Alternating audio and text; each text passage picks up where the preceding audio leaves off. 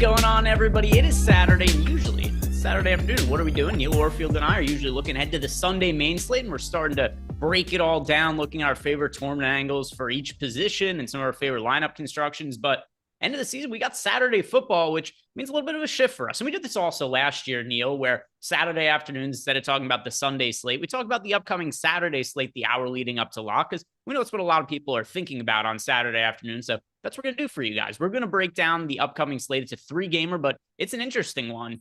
It's not that we have like the best games in the world, but I do think it's pretty interesting from a DFS standpoint, from a strategy standpoint. So any questions you guys have for us, if you can leave us super chats, or if you're in the Discord channel, if you're a Stochastic member, at me, we'll answer your questions over the course of the show. And if you can do us a favor, just like the video, subscribe to the YouTube channel, helps us out a whole bunch. We're sponsored here by DraftKings Rainmakers. Neil, tell people where you're at, because you got a pretty fun weekend ahead of you. I do. I am in Phoenix at the DraftKings Fantasy Football World Championship. I've been here for a couple nights already. I am a guest here, so I don't have any tickets myself. Was invited by Hishbu. It's been a lot of fun. I've met a lot of people. Hishbu has been, I think, a little bit sick, so I've only very briefly actually met the guy who invited me, but I've been hanging out with a lot of online friends who I had never met before. It's been a unique experience, seeing people, like people that I've talked to online many times, and I have no idea what they look like until I've finally met them this week. So it's been a really good time so far. Today we're going to be, I think, just watching football most of the day. Tomorrow, of course, they all have the big event. I can just relax since I don't have a ticket. I don't have to worry about the fact that I, have a 2.5 million that I've been dreaming about that's, slipping through my hands. So I'll be able to just sit back and relax while they all sweat out their fantasy football world championship. So there's a rumor in chat right now. Joe Lacatz is, he claims that it actually is you who's gone to the final. You're trying to cover it up because you brought Emac's mom as a date. Would you like to confirm or deny the rumors? Listen, I have no comment on this. No comment. All right. He's going to plead the fifth. Neil knows his legal rights. He's a former lawyer, and he knows that he does not have to answer any questions that may potentially be incriminating. But Joe Lacatz, that is a good question, and I appreciate you bringing that into the chat, because I do think that was something that we had to get out there and really make sure that we press Neil on the important answers and the important questions that we have to ask him here. And once again, if you guys have questions for us in the Discord channel, if you're watching along, at me, we'll be answering those as we go. And Mike, if you could run some sims as well, I want to throw these up on the screen. We just start looking at some stuff like which players are expected to be the most popular, and then other things as well, like which lineups are expected to be duped, because it's something that for a lot of the main slates you and I talk about, we don't really have to concern ourselves with is duped lineups, but it does matter for a three-game slate. We don't want to be play lineups that, 20 other people are going to be playing in a large field GBP, or 50 people or anything like that.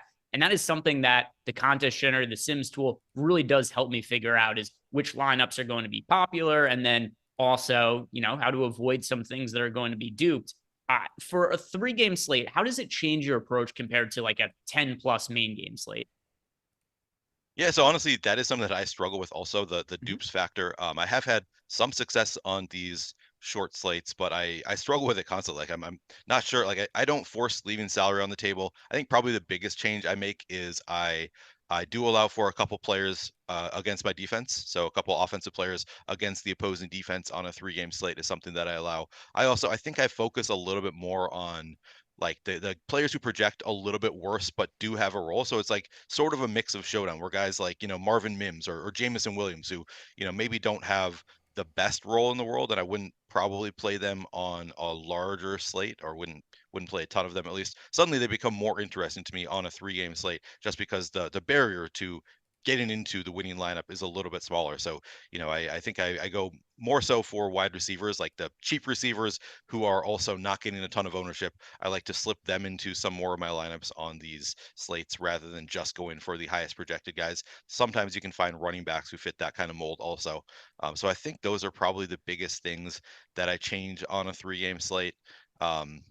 Just thinking about less about just trying to optimize for players who have like the highest potential ceiling. Like I'm not optimizing for that ceiling as much, because like if you look at tight ends, for example, it's very possible on some of these slates, and we have some good ones on this one, but sometimes it's like, okay, there might not be a tight end who scores 5 fantasy points on this slate. So now I can think about, well, who's the guy who's 2,500 who is the most most likely to score a touchdown. And that will be just enough to outscore all of the good tight ends. Seems a little bit less likely on this slate, but just I think optimizing less for the ceiling of individual players versus the ceiling of lineups on versus the field on a 3-game slate. All right. Yeah. So for me, something that, and once again, like this really helps, and is just our contest generator, our sim tool, which we're gonna throw up on the screen here in a second, is you could have unique lineups that are unique just based on what the build of some of those lineups are. And if we go ahead and look at Mike, can you do me a favor? Can you go to the lineups page if in the contest generator? Yeah, so go to the lineups and then just sort by dupes. Yeah, so we can look at some of the lineups that are expected to be duped the most frequently. And it's actually really hard to see on my screen. This may have been ill thought out because I'm trying to figure out a way that I can make it bigger so that I can see it. Maybe let me see what I can do. Yeah, run it through the Sims, and I know it'll show up bigger on the other screen. So we just run it through the Sims, and then we get sort by some of the dupes there. So anyway, what I'm always going to be focused on is how can I avoid some of the lineups that are expected to be really duped? And then also I'll look a little bit more in depth at some of the lineup constructions that are towards the top of my simulated ROI. Because one thing that I've really realized, Neil, especially for some of these 3-game slates, is there are ways you could get unique just by building certain combinations of players the field isn't normally playing. Like, for example, if you have a lineup that is a Broncos stack, where you could have Russell Wilson with Cortland Sutton and Javonte Williams, for instance, a lot of the field isn't going to want to play Javonte Williams with Russell Wilson, and then with another one of his wide receivers is like a double stack. And I can understand why that might be the case on a main slate that has 10, 12 games or something like that. But for a 3-game slate where it's possible that only 0.3, 0.4% of the field is on that kind of a build, that in itself will make it really unique, even if you aren't taking like some sort of contrarian approach by ownership. Yeah, that's a good point. Construction is pretty important, getting it that way. I mean, we've seen on these smaller slates, and it's been a couple of years now, but I reference this all the time. Somebody who had like 6 players from the same team, and it was included the quarterback, the stack, the running back, and the defense, all from the same team, took down a milli a few years back. And that is the kind of thing that people don't want to play, because it's like, okay, it's hard to envision all of these players hitting, like, because they're all, at some point it's all negatively correlated, having like 3 wide receivers and a running back from the same team, but it certainly can. And also, again, you don't need to optimize for the same kind of ceiling that you do on a main slate. So like a player scoring 10 fantasy points, if they're cheap enough, might be good enough to make it into the optimal lineup, especially if they're at like tight end or something. So yeah, getting unique with your construction, definitely something that I like to do on these slates. And for me, it's just, I don't try to, like on a main slate, I'll limit myself. I won't play a lineup if it has more than 4 players from the same offense, or more than 5, depending on the offense, the slate, whatever. But here I'm totally fine getting 6 players from the same team in a lineup. So just thinking about unique construction is definitely one way to get different on these slates.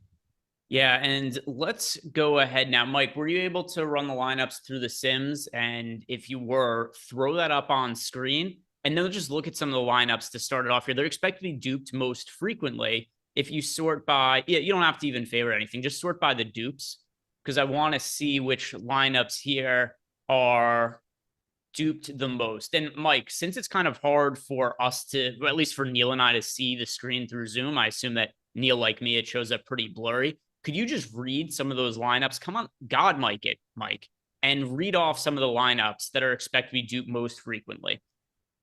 Let me give you a pro tip though, Greg. If you pull up YouTube, have YouTube big on your screen. This is something that I've learned. I forget half the time, and I'm squinting and trying to look at Zoom, but it is easier if you just look through your browser at YouTube. So these are the lineups that are expected to be duped the most frequently today. Some of these ones at the top here. So we got Russell Wilson with Mixon and Moss, Pittman, Judy, Downs, TJ tight end, Sam Laporta tight end, and Vikings. That's the most duped. All right. So that is the lineup that we currently have duped the most in our data. So it's a lineup that if you guys are considering playing large field tournaments, probably shouldn't, because even if it wins, you're going to tie with a lot of people. And I know that on an individual basis, you might be like, hey, cool, I took first. And yeah, obviously that would be very exciting.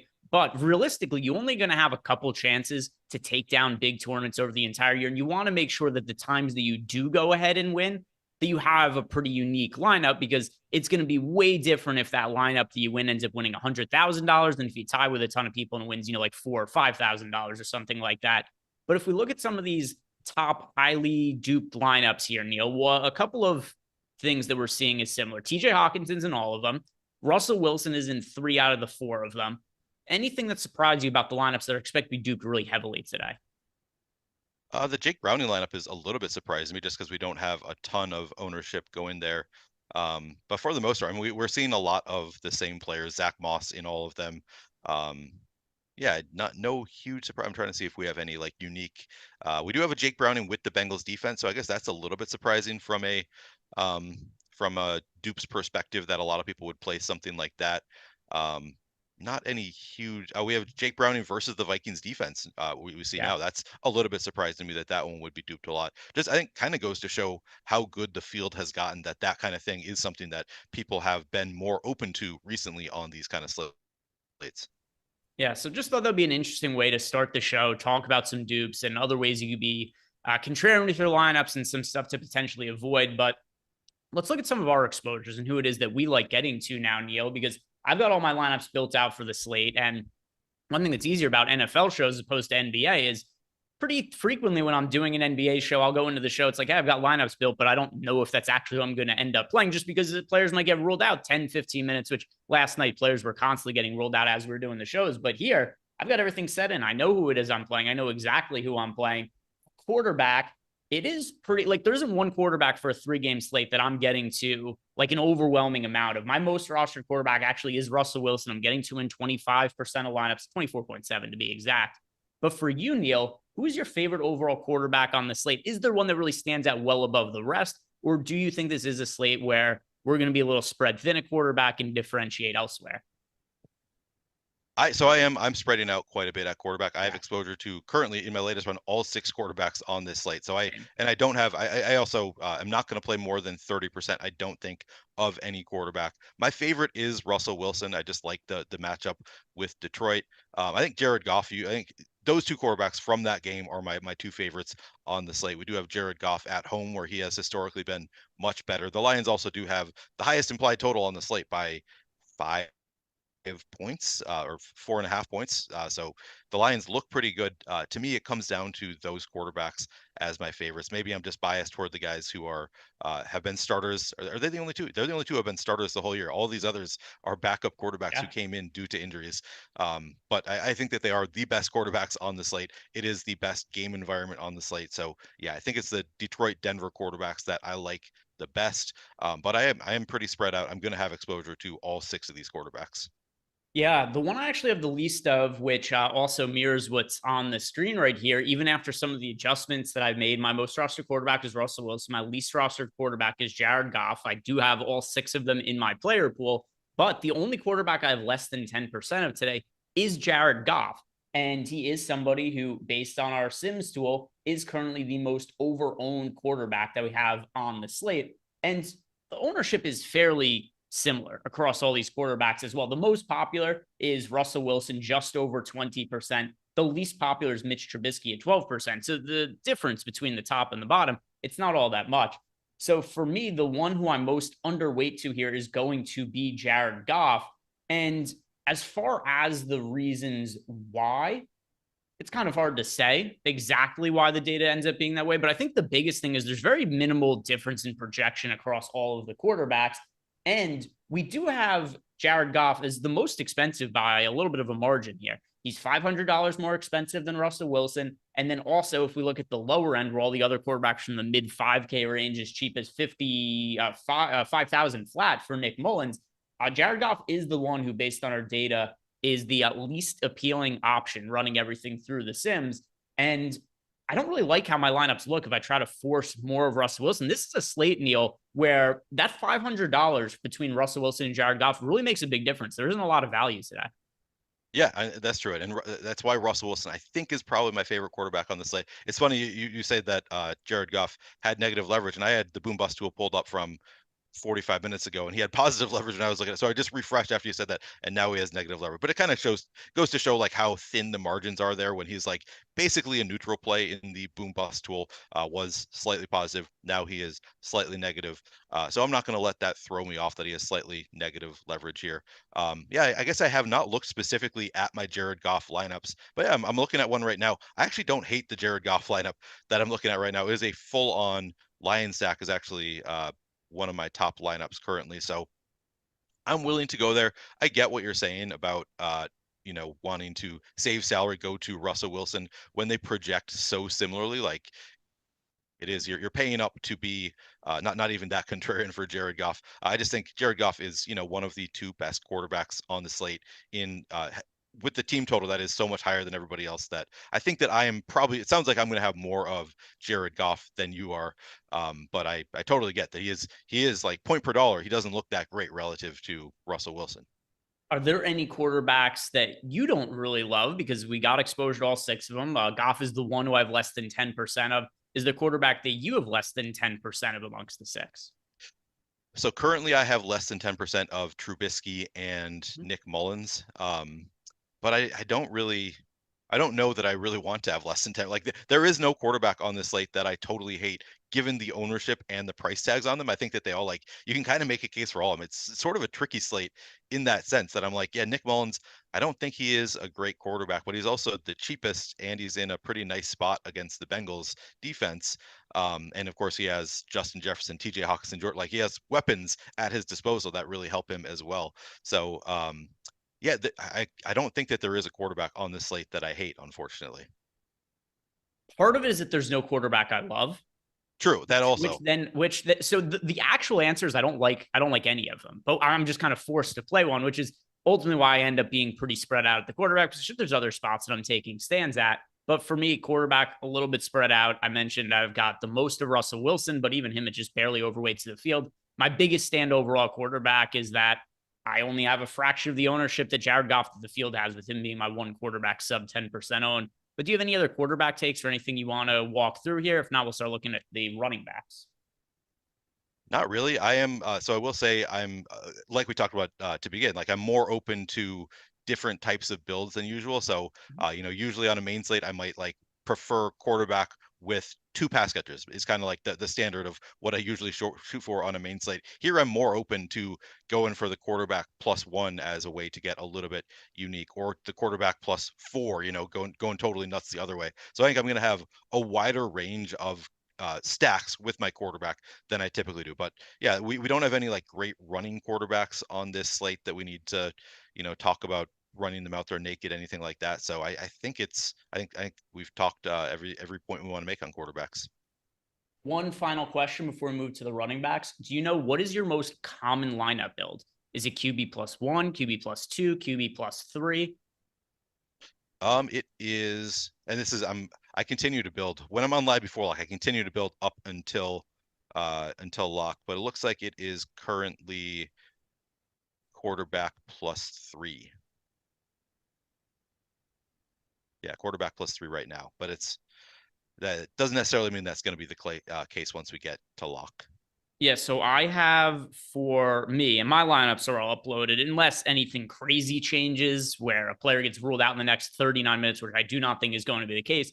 My lineups are all set and ready to go. I have very, very limited QB +1 stacks. That's only making up about 7% of my portfolio. And then I'm split between QB +2 and QB +3 lineups. That's making up the other like 90% of my lineups. It's like 45-ish% each of QB +2 and QB +3. It just, for a slate like this, where I don't love the quarterbacks, I don't even love the offenses in general all that much that we have going for today, is that I think the easiest chance to find success is just one of these teams go off. You get a quarterback who's double or triple stack, and then you're really exposed to a team. I think that's the best way to create upside on a slate where it's smaller. There's no real obvious value plays. You just hope that one of these teams is going to have an outlier scoring day, because to me, that's easier than just trying to figure out like, all right, which individual touchdowns am I going to have to pick?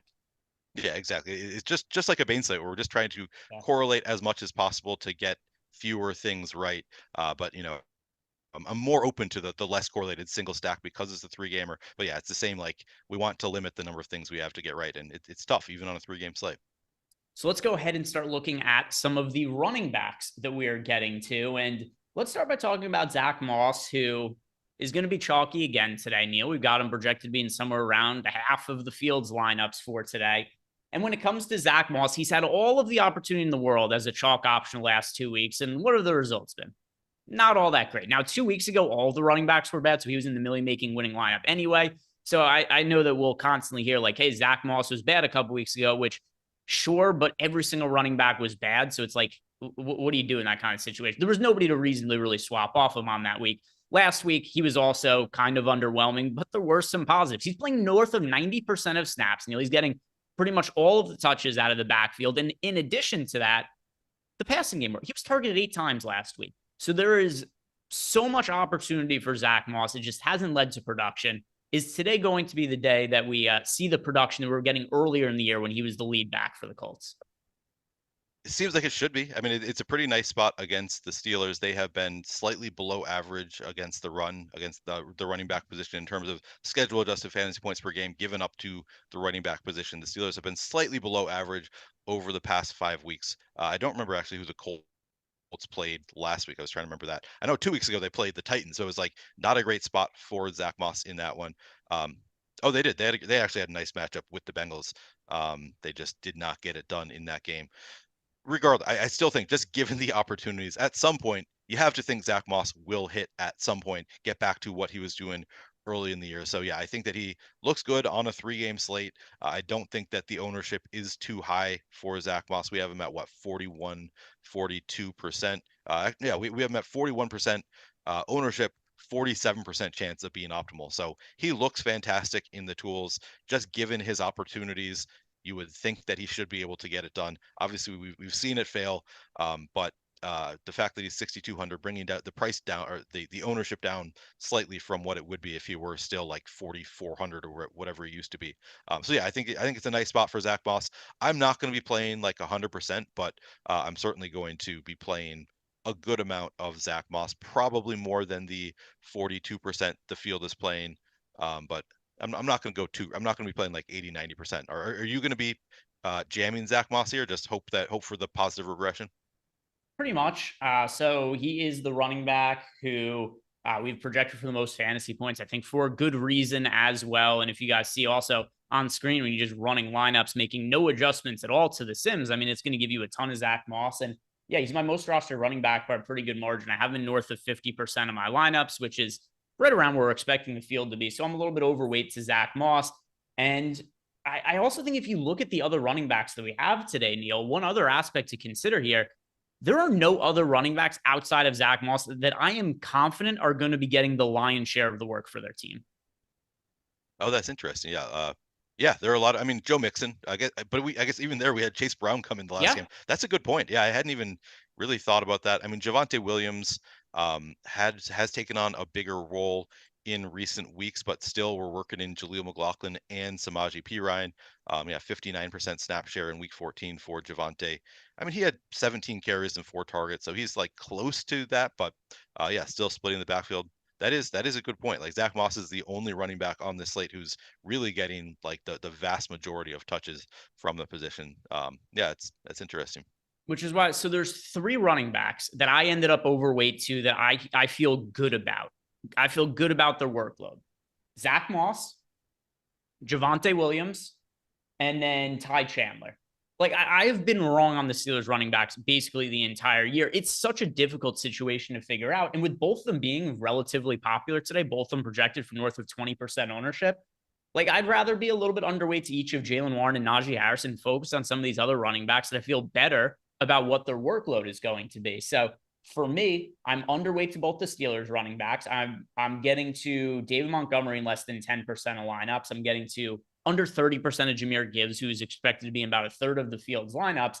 And then I look at guys like Joe Mixon. I'm about even with the field at, but I'm overweight to Zach Moss, Javonte Williams, Ty Chandler. Those are the 3 running backs that I'm most leveraged to.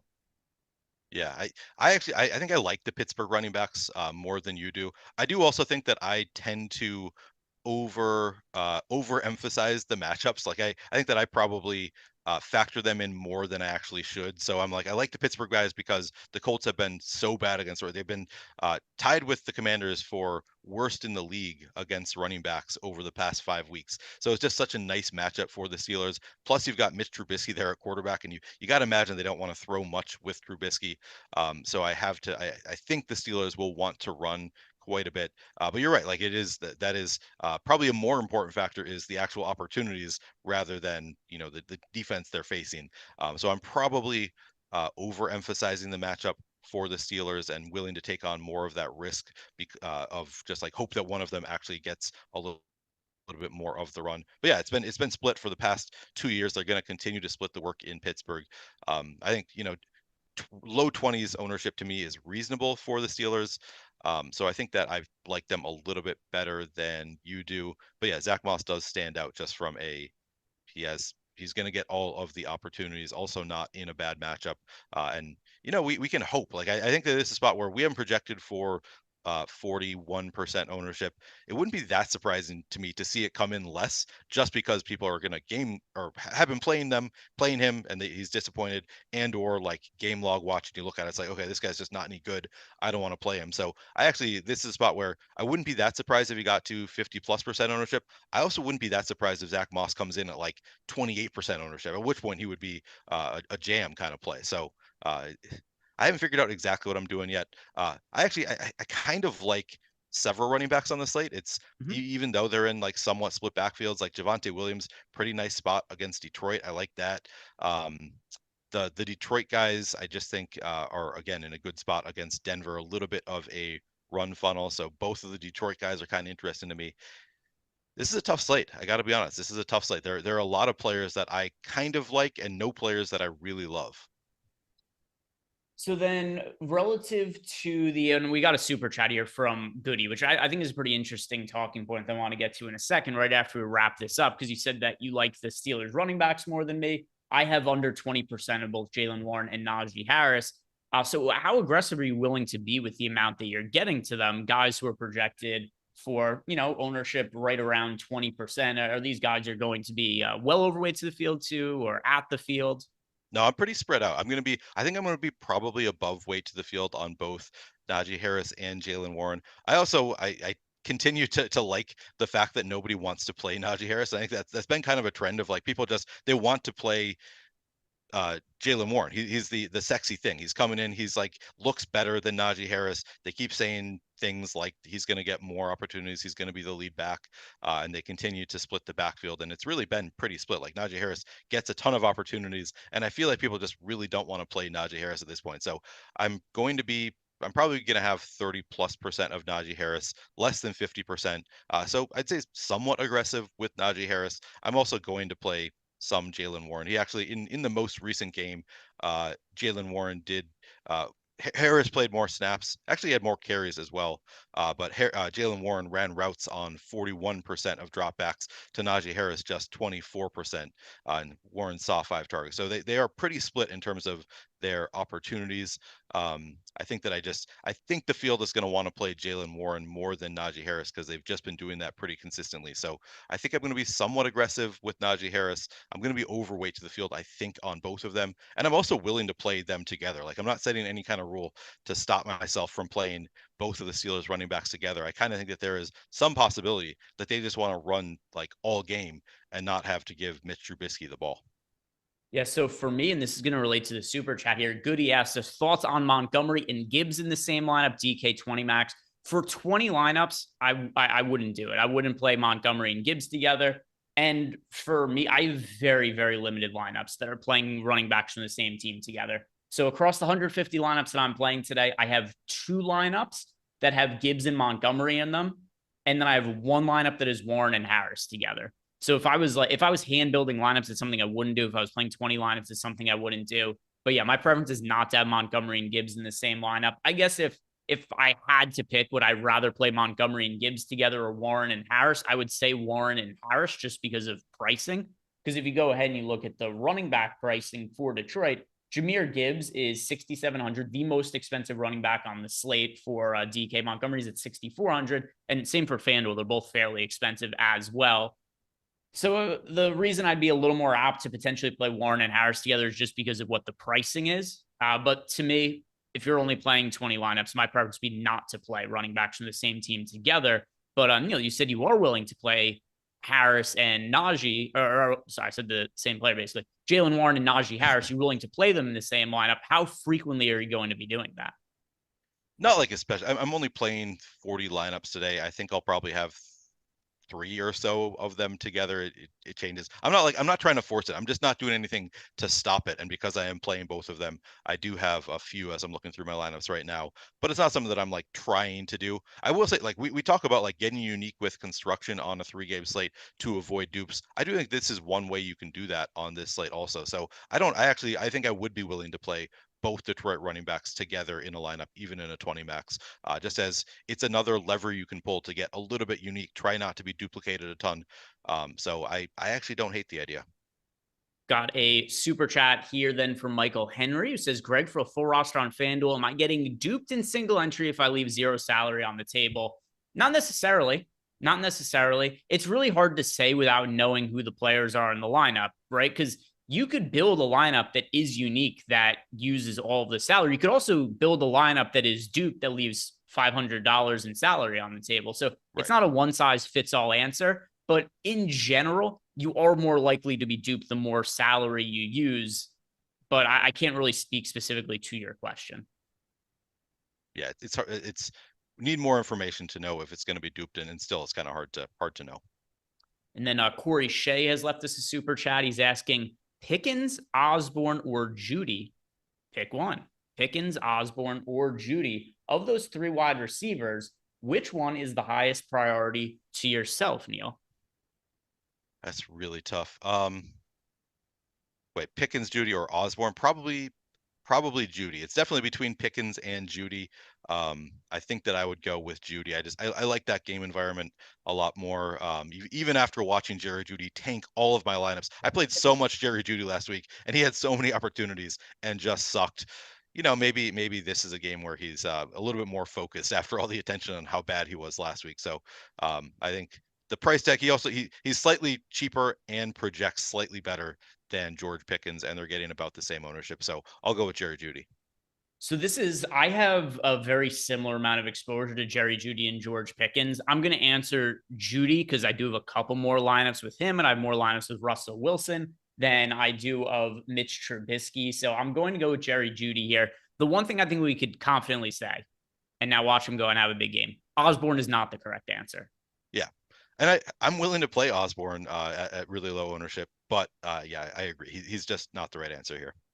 Yeah, if I go ahead and look at my lineups, I don't have any Osborne lineups today. Out of 150, he didn't show up in any of my top 150 lineups. So when we like at the beginning of the show, we talked about like I kind of like the really low owned cheap guys on these slates. Just hope that they knock one out of the park. 150 set, I would be overweight to the field on KJ Osborne. I'm not trying to force it. I think in my 40 lineups, I'm going to focus more on the other cheap guys. So yeah, he's definitely not a priority for me. I like the ownership, 4.2% at 4,200. Justin Jefferson coming back. It's disgusting. Nobody wants to go there. Like he didn't get it done with Justin Jefferson out. What are the odds that KJ Osborne gets it done with Justin Jefferson back? But he's still out on the field enough that I think that I'm willing. I would have some. I think I would be overweight to the field in a 150 set. But he's clearly the worst of those 3 options. Like he's back to being the wide receiver 3 for the Vikings, and he hasn't done it all year. So yeah, it's a little bit of a thin play. There are cheap guys that I like better than KJ Osborne.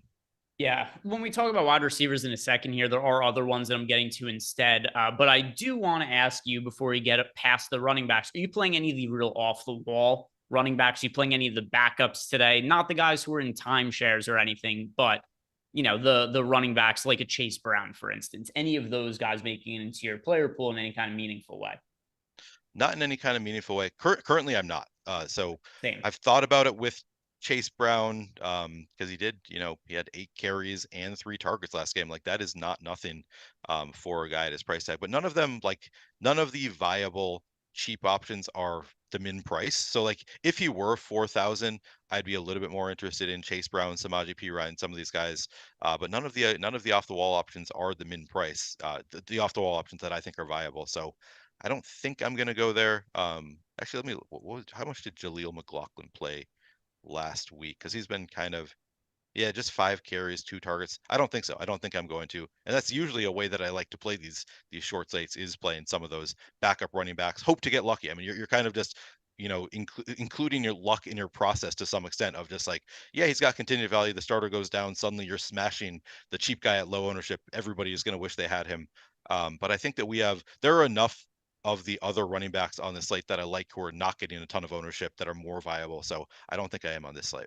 So let's go ahead now and look at the expensive wide receivers. And yesterday, Lofty and I did a sim show, and a little bit different today compared to yesterday, because now all of the wide receivers on the expensive end are kind of comparably popular. Popular is what I'm looking for. We've got north of 30% ownership to Pittman, Chase, Amon-Ra St. Brown, Justin Jefferson. If I remember correctly, yesterday morning, Pittman was around 50% owned, and the other guys were closer to 20%.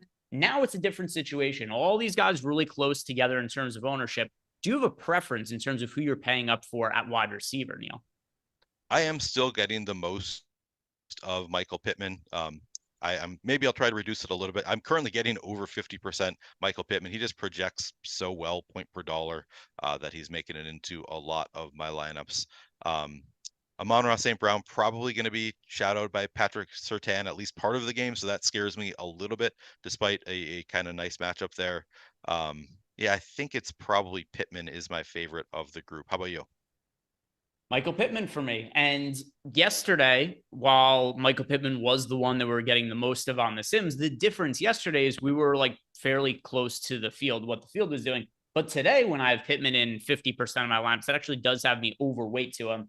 So the way that my lineups look today and what's changed compared to yesterday is that with the ownership now being a little bit different on Pittman, I'm overweight to him. And then I'm kind of close to, I'm slightly underweight to each of Jamar Chase, Amon-Ra St. Brown, and Justin Jefferson, but like nothing insane. It's not like I'm getting to these guys where yesterday we were running lineups and it was like 15% of each of them and then like a ton of Michael Pittman. A little more balanced for me now in my final set of lineups where just under 30% of Chase, Brown, and Jefferson, and then around 50% of Michael Pittman. So Pittman is my priority. And then I'm a little bit underweight to each of the high other end wide receivers, but nothing in any like real kind of crazy way. Is there any of these guys who you don't like that maybe you are well underweight to the field to between Jefferson, Amon-Ra St. Brown, and Jamar Chase?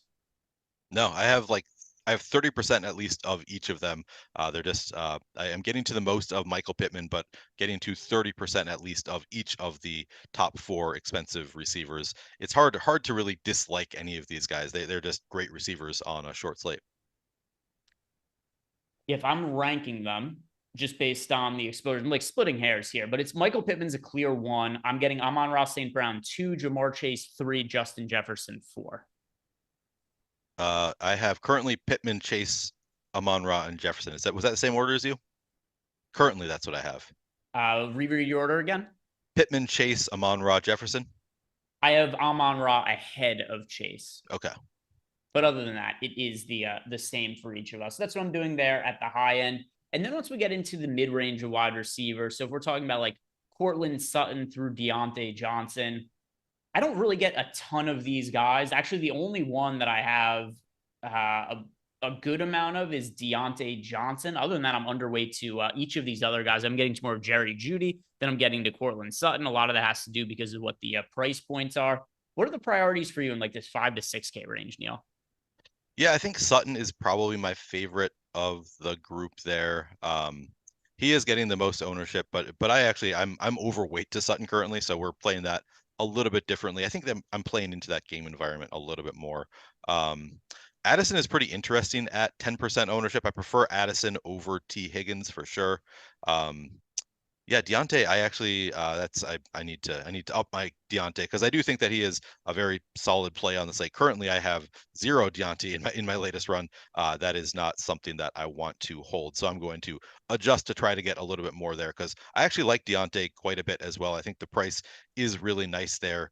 on Deontay. He gets more opportunities typically than George Pickens. I guess ran fewer routes last game, 86% route participation, but he's been targeted. His target share has just been elite all year. So I do like Deontay. I am going to get more there. But yeah, I'd say the least priority for me is T. Higgins. It's harder to give my actual favorite versus my least favorite. T. Higgins to me being the one that stands out as not a great player, just does not project well point per dollar at all, and still getting the same ownership as Jordan Addison. Yeah, I'm finding it hard to get to. I'm not actually getting much of Addison or Higgins. Each of them only showing up in a couple lineups for me. That mid-range wide receiver is kind of dead in my lineups. It's just not a spot I'm really prioritizing. Where I am getting to is some of those high-end receivers we talked about before, particularly Michael Pittman, and then some of the cheaper guys as well. So we've got Jerry Jeudy and Josh Downs, each projected for around 20% ownership. I'm overweight to each of them. I think those are guys who we want to be rostering today. I think it's one of the more sensible ways to save salary on this slate when we don't have a bunch of great cheap options.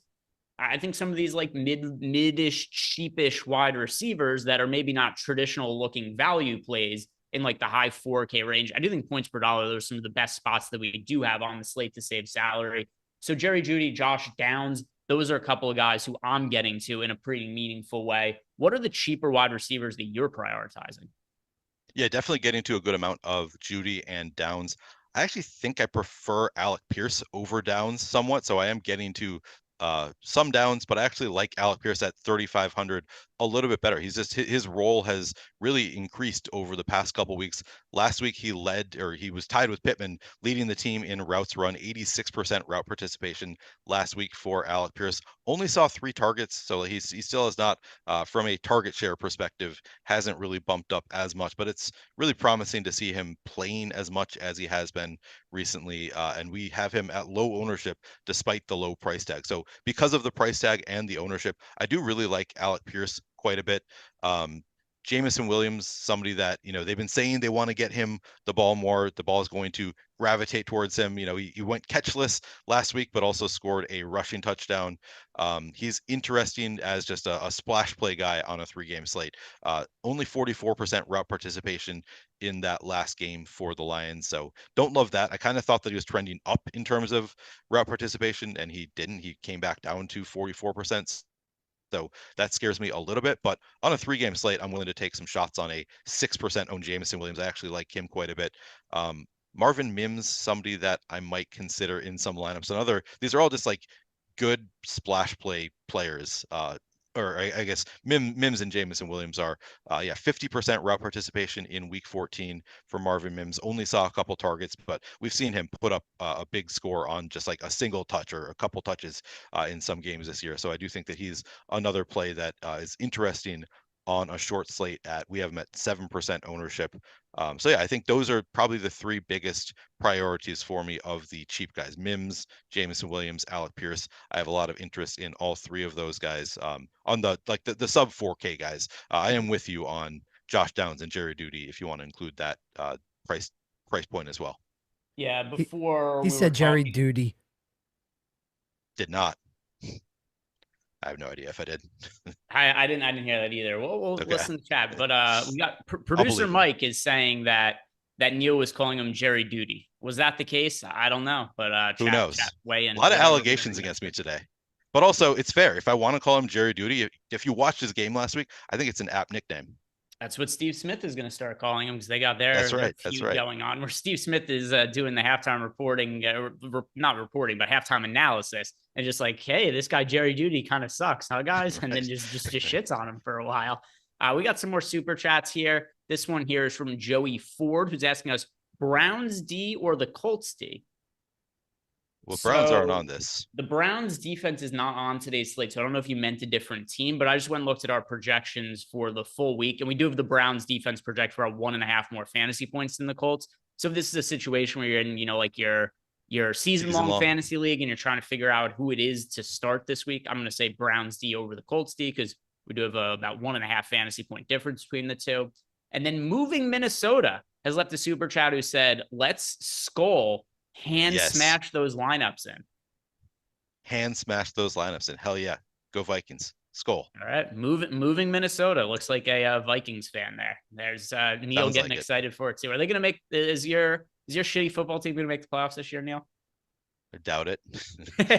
That's just me being a Minnesota sports fan. We're always pessimistic, and I think my awesome basketball team is going to win the championship this year. So I'm willing to go that way with the Timberwolves. But yeah, I don't think the Vikings are going to make the playoffs.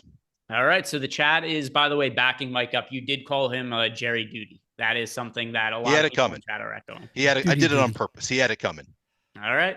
There we go. Neil with the third grade insults, like just calling him Jerry Duty now. If you guys haven't done it yet, do us a favor, like the video, subscribe to the YouTube channel. Also, we got a good deal going on with our college packages. So we've got college football and college basketball bundled together, Neil, and you get them for 50% off. College football and college basketball together, 50% off when you sign up using the link below. The promo code's already loaded in. Promo code is BOWL, BOWL, all capital letters. 50% off. So if you're somebody who's been looking forward to playing NFL or not NFL, college football DFS for the bowl season, and if you're also somebody who's into college basketball DFS, perfect bundle for you. Get both of them 50% off. We've combined the packages together. So really, really cheap way to get some affordable projections here. And of course, we got our guy, Matt Kajeski, who runs the projections for both college football and college basketball. He always kills it. He's one of the most knowledgeable people that I know when it comes to college sports. Again, college DFS projections, ownership, matchup data, usage data, all that. So go check it out. Sign up using the link below, 50% off. Neil, anything else you want to talk about at wide receiver? If not, we'll go ahead and we'll look through the tight ends that we're getting to. Not at wide receiver. I want to go back and just mention, because I didn't even mention him. I think he's probably my favorite running back on the slate. Jahmyr Gibbs to me looks amazing, even as the most expensive running back on the slate. So since you asked me about wide receivers, I'm going to tell you, I didn't mention Jahmyr Gibbs. I actually have a lot of interest there. I think that, looking at his role in recent weeks, he has really taken on, he is the lead back there in Detroit. 40 snaps to Montgomery's 22 in the most recent game. Only had one more carry.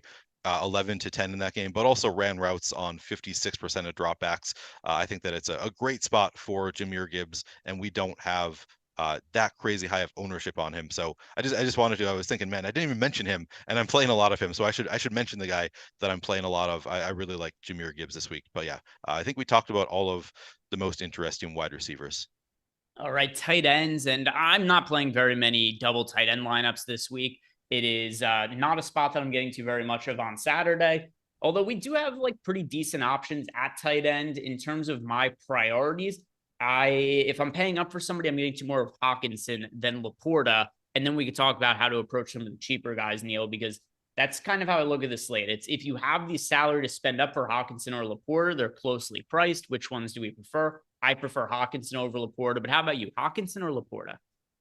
It is really close to me. Every crunch I do, I get a different tight end as my leader. But it's pretty clear. Those two look incredible on this slate. The Bengals have given up the most schedule adjusted fantasy points per game to tight ends over the past 5 weeks. So it is the best possible matchup for TJ Hawkinson. The downside for him, of course, is Justin Jefferson returning. So that scares me a little bit, enough that it is a question. If Jefferson was still out, it would be very clearly Hawkinson. But with Jefferson returning, it is kind of a toss-up for me. It's also a nice matchup for Sam Laporta. Denver's giving up the, I think, 7th or 8th most scheduled adjusted fantasy points per game to tight ends over the past 5 weeks. So nice matchup there as well. I also there's a part of me that thinks if Patrick Surtain is going to shadow Amon-Ra St. Brown, which I think he will for at least part of the game, maybe more opportunities go to Laporta as a result. So it really is a toss-up. I love both of them on the slate. I think both of them are in great spots here, but because there are two of them that look great, I'm not going really overboard with either of them. I think both are great plays. Yeah, so I have more of Hawkinson than I have Laporta, but I am underweight to each of them. The tight end that I'm getting the most exposure to is Pat Freiermuth, who I don't think if he was healthy for the entire year would be priced as cheaply as he is on both DraftKings and FanDuel. So he's the tight end that I think makes the most sense. We saw him get 7 targets last week. I don't really have any concerns about his workload. Now, his last 3 games that we've seen out of him, and the first week back, he was kind of limited. We hadn't seen him play in a really long time, only got targeted once. The 3 games since, 11 targets, 5 targets, 7 targets. His price has only gotten to be cheaper since then, sub 4K on DraftKings. Also, cheaper than Hockenson and Laporta over on FanDuel. So my overall priority at tight end is going to be Freiermuth, Neil, who's also less popular than Hockenson and Laporta. Yeah, that is a totally reasonable take. Also, Freiermuth does look great, as you say. Like we have no reason to be concerned there. 74% route participation last week, saw 7 targets. Those are great numbers for a $3,900 tight end. He's got the talent. Really, the only thing that I don't like about Freiermuth is Mitch Trubisky throwing him the ball. That's the only downside. But you get the same thing with Hockenson having Nick Mullen throwing him the ball. So it's Freiermuth looks fantastic to me. I think that I'm overweight to both Laporta and Hockenson, but I think that you actually are making a very good point that maybe I should dampen my Laporta and Hockenson just a little bit, so I'm maybe closer to the field and maybe get a little bit more Freiermuth. It's not something that I had, but I'm rethinking it after you say that. I'm like, yeah, he actually does look really good on this slate. Looking at his participation recently, I should probably bump that up a little bit. So I think that those 3 all look pretty great. And then outside of those guys, like we still do have some contrarian options that are interesting because of their just because of their ownership in Tanner Hudson, Troutman, Kyler Granson, all I think in play also. I wish they were lesser owned though. I understand that they're not crazy popular, but each of these guys are around 10%. Like, I don't know that the odds of like Tanner Hudson or Kylan Granson being in an optimal lineup are like well over their, 11, 12% projected ownership. I think I'd be more apt to it if these guys were like 2 or 3% owned, which is what I have. I have most of these guys: Hudson, Granson, Troutman, Mallory. These are guys I get into like 2, 3, 4, 5% of lineups, but they are projected for quite a bit more ownership than that. Yeah, it's tough because often on these short slates, you will see like bad tight end plays get steamed just because they're the best on the slate. Like we saw it on Monday with like Chigakonkwo and Tucker Kraft. Like you had to play somebody. So it was like, okay, these guys are going to be all super high owned, even though they project for 6 fantasy points and might not score a single point because they are just like objectively the best projected plays on the slate, the likeliest to hit something, but they're still not all that likely to put up a score that you want. Whereas on this slate, we actually have 3 tight ends who look good in Laporta, Hockenson, and Freiermuth, all actually look like good plays to me. So those lesser owned guys that like you're just hoping for a touchdown become a little bit more thin. And you're right, they are getting some ownership. So yeah, there's really only 3 priorities for me on the slate in those: Laporta, Hockenson, Freiermuth. I have a little bit of Tanner Hudson right now. Maybe I'll get a little bit of Troutman. But yeah, you're right. Like they don't stand out as great plays on this slate. Some super chats here. Chris Williams, our Apple friend, just said, just a show of thanks since I caught you both on the same show. Greg for helping me cash every lineup in NBA on Thursday, and Neil for your great takes that helped me split first in Thursday night football for DraftKings $15 showdown. Total of $9,200 for our Apple friend Chris Williams. So Chris Williams, hell yeah, man. Love to see that. And then he also gifted out 20 YouTube memberships, people in the YouTube chat. So Chris, thank you very much for supporting the show. Love to see that you've been crushing it lately. And for everybody else, if you do us a favor, like the video, subscribe to the YouTube channel. This is the easiest way to support us. And if you ever want to sign up for the data and tools we have at stochastic.com, there's a link below for our NFL package. And our Sims tool, contest generator, projections, ownership, all of that is included in our NFL package to get access to everything when you sign up for that one bundle there. Super chat from Corey Shea. It's a season-long question: Gardner Minshew or Joe Flacco? But what happened at the end of football seasons here? Or these are the questions we got. It is Minshew for me. Yeah, Minshew for me also. But yeah, I'm sorry. I'm sorry for your losses, I assume, of multiple quarterbacks. Yeah, good luck in the consolation bracket, Corey. Right. I mean, got Minshew, Flacco. I guess it is true that if you're playing in season-long leagues, that the most likely scenario, especially with the deeper leagues, you're playing shit quarterbacks at this time of year, even though it is the playoffs. Because I just lost Justin Herbert. In my keeper league, my main league, just lost Justin Herbert last week. Luckily, I do have Stafford and in the nut matchup this week, so I'm okay at least for this week. But yeah, painful. All of us losing our quarterbacks this year. Best ball lineups for me. I mean, I've got like half my teams that I got through to the advancing round have no quarterbacks left. Yep, I actually, in my best ball mania labs, I only have 3 that have no quarterbacks, but then I think I have like one that has like only Bryce Young left at quarterback, which feels like no quarterback. Yeah, it's brutal out there. Yeah, I've got ones that have no quarterbacks. I have a handful of ones that don't have tight ends as well. It's tough. It's tough out there. It is tough. So let's go ahead and we've just got a few minutes left to go here, Neil. I still want to do our stat question, which we usually do at the end of the tournament strategy show, which if you were playing one lineup today, Neil, so whether it be a single entry or one lineup in a large field tournament, what would be that stack, the quarterback and the pass catchers, and maybe a run back if you want one too? This is going to be easy for me to answer today because I know what my single entry lineup is. Well, I know that I'm not going to have the same one as you, so I can go first. I would go with Jared Goff, Jahmyr Gibbs, Sam Laporta, I think is the route that I would go. And the run back, yeah, I think I'd just go Courtland Sutton. So my single entry lineup has Russell Wilson, Courtland Sutton, and Jerry Jeudy. And there is no run back in it, but that is the lineup that I'm going to be playing in single entry today. Russell Wilson, Courtland Sutton, Jerry Jeudy. And if you go ahead and you look at our projected ownership, I don't think that's going to be a crazy popular lineup. Russell Wilson individually will be. I don't know that him combined with Sutton and Jeudy is going to be a very popular build because neither Sutton nor Jeudy are projected for a ton of ownership. We've got Sutton projected for 26%, and then we've got right around 20% for Jerry Jeudy. So those three players combined, how frequently they're going to be paired together, I don't think it's going to be quite all that frequently. But a couple minutes left to go here, Neil, before the slate locks. Any final thoughts that we've not covered over the course of the show here? And we haven't talked about defenses at all. It's a little bit hard to. I mean, we usually skip over the defenses, but I will say just like playing the lower owned defense, the super low owned defense, seems to work pretty well on these slates pretty frequently. I think we just saw the Titans win it last week, maybe. Here's the problem though: there is no low owned defense today. They all have like the same ownership. Yeah, that is true. Now that I'm looking, I'm like, yeah, I was thinking like the Broncos are a little bit low owned. You could go that route, and of course, I just named Jared Goff as my favorite stack, but. Yeah, I guess I don't really have much to add in that way. The defense, it's a tough conversation to have. Really hard to pick that right defense. They should just get rid of defenses, shouldn't they? They absolutely should. I can tell you the one I have the most exposure to for myself is the Vikings.